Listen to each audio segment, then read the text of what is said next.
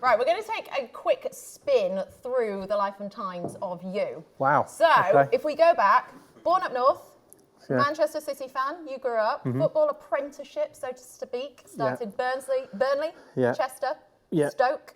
Miss Berry out. You missed Berry, Stoke, Arsenal. There we go, got the wrong order, but I was That's almost all right. there. That's okay. Almost there. I forget sometimes. But then you had a great time at Arsenal I and did. you won 4 Division 1 Yeah. Premier League titles, 3 FA Cups. Yeah. Anything else in there? Cup Winners' Cup. There we go, Cup Winners' Cup as well. We don't count Charity Shields, just so you know. So proper footballers don't count Charity Shields. Okay, it's a friendly. You don't enter it. You just get put in it because you win the league or you win the FA Cup. So it's not really a trophy for us. It might be now, but that's just old school. But 619 appearances for the Gooners. Yeah. Out of those appearances, we'll start with a large, broad question. Kind of top memories? Out of 619, I don't. First one was quite memorable, but nothing really reaches anywhere near Anfield '89.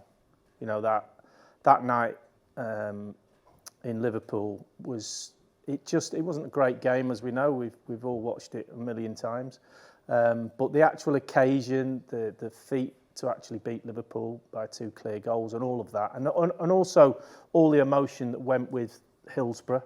You know, the conflicting feelings we had going into the game. Should we really be playing it? Football doesn't mean anything right now because of all those deaths and the tragedy that happened. So it was a really difficult season, but obviously at the end of it there was an amazing finish. And once the game kicked off, all that sort of guilt feeling of why we playing this, that all went, and it was, you know, the Anfield crowd allowed us to go out and play that game. But that night, I think nothing really gets to anywhere close to that, to be honest with you. Definitely a special one. If we go back to when you were a kid, because your dad was the goalkeeper, Manchester City. So you've always been a defensive-minded family. I was a goalkeeper when I was, you know, a little kid growing up, and because my dad was understudy to Bert Trautmann, who was the great German goalkeeper, and we always had this joke. I always had this joke, and I say, my dad passed away 18 months ago, so I miss him terribly. He was my hero, but I always used to have this joke with him when I introduced him or we talked about him when he wasn't there. I always said, "You must have been pretty bad, Dad. Bloody goalie broke his neck and he still didn't get a game." So we always had that joke, and he used to laugh, but you could see deep down he was going, "God, he's got a point, you know." Try and keep that quiet. So I tried to follow in his footsteps, and then realised I was, you know, 5 foot, and that doesn't really work as a goalkeeper. Yeah. So I ended up being a striker, and again, it was by default. I ended up moving back, and basically because I wasn't good enough. Every time I went for a trial or not quite. Can you play anywhere else? It was like midfield. I'll have a go at that, and I played. So they just ran out of positions by the time you got to the back line. That's how all right backs end up. You know, you end up going, well, further back. I can't do goalie because I'm too small. Yeah. So I ended up playing left back for Burnley reserves because the left back was injured. And then the following week, the coach said, "Do you want to play right back?" And I went, "Do I get a game then?" And he said, "Yeah." So I played right back, and then that was kind of it. And I just fell in love with the up and down, running about and kicking people sort of side of things. I thought, this is fun.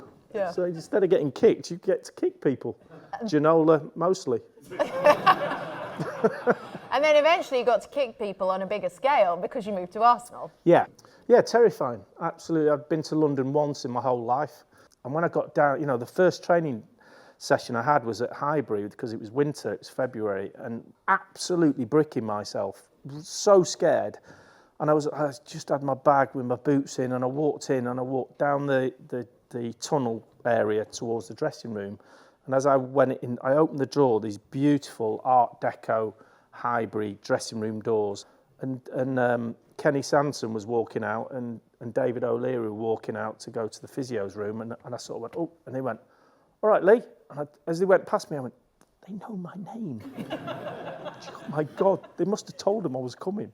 And then Tony Adams came over and he goes, "Welcome aboard, lad. You're going to do, yeah, well, all that stuff." And I was like, oh, complete. If somebody had said to me, "There's a taxi waiting to take you back to Stoke," where I felt safe, I would have literally paid £100 just to go and get out of there because it was terrifying. Well, I'm pretty sure most of the audience here are glad you didn't take that Well, option. I'm pretty glad I didn't in the end. Charlie, where are you? You have got some thoughts on Lee Dixon's Oh, Arsenal days. I know, Lord help us. I'm more interested. I mean, it's very interesting hearing about your football career, Lee. But I'm more interested in this. You're in a brilliant back four, of course, with Winterburn and Bold and Adams and later Keown. If you're walking down a dark alley and you're about to be in a street fight, what order would you send those people in? I would go Bold, Adams, Winterburn, you. That's the way I'd go. But then I might be getting Steve Bold all wrong. He might be a great artist. I don't know. Are we putting Keown in the fighting group Let's or put not? Keown in there as well. Why not? Well, he's one, obviously. Oh, is he? You just send him in, you won't have to do anything else. Yeah, I think Martin would be number one. Yeah. Do you know what? I think I would probably throw Nigel in there. Tony Adams would be last. Oh, would he? Yeah, he'd be last because he's just calmed down. He's calmed down now, and he's like He's calmed down. chilled. He's not calmed down in the shirts he wears, but he's calmed down. And the second part of that question is, if you were going to buy a house off Winterburn, Keown, Adams, or Bold, in what order would you buy their houses? Well, here we go again. Yeah, okay. 100% number one would be Martin Keown. Oh, really? I mean, the attention to detail that he does anything in. You imagine the builders in the morning, they all come, he turns up at like 7 o'clock in the morning going, what's up, where are you? And then he literally stand over them while they're fixing something. Yeah. Yeah, so Martin would be my number one on both occasions. Okay. That's it, Becky. That's all I've got. That's all he's Excellent got. contribution. The questions have been answered. I think everyone was thinking it. Charlie, thank you very much. Let's get back to the football because Arsene Wenger won the double 98, the second double. What were those years like? The first year was a bit mad because we didn't know, nobody knew him. And let's face it, he had this great name and everyone was like, where's he? And we kind of all do your research, but Google wasn't quite as efficient as it is now. And then this guy turns up looking like your geography teacher. But he got a group of players who were coming towards the twilight of their careers. When I was 32, all the back four were 32, 33 when he came. But as soon as he came, I realised how fit I could be with his diet and his stretching routines and everything. And so we all bought into it. But people say, well, you know, tactically, what did he say to you? And I quite honestly, I don't want to do him down as far as a tactician concerned. He just knew what you needed to hear. He was one of them. He never once said to me, you're in the wrong position, you need to be there. Because he doesn't know that. He's not a fullback.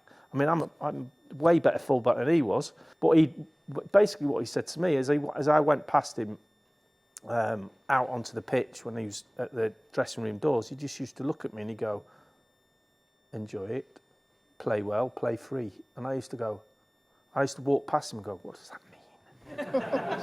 There's a hidden meaning in this somewhere.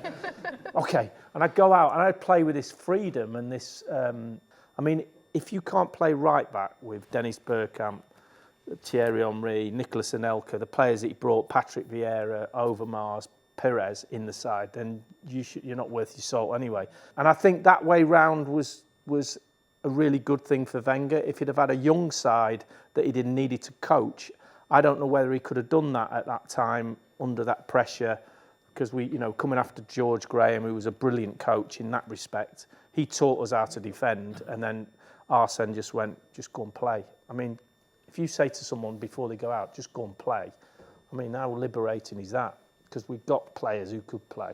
I just used to kick it up to them.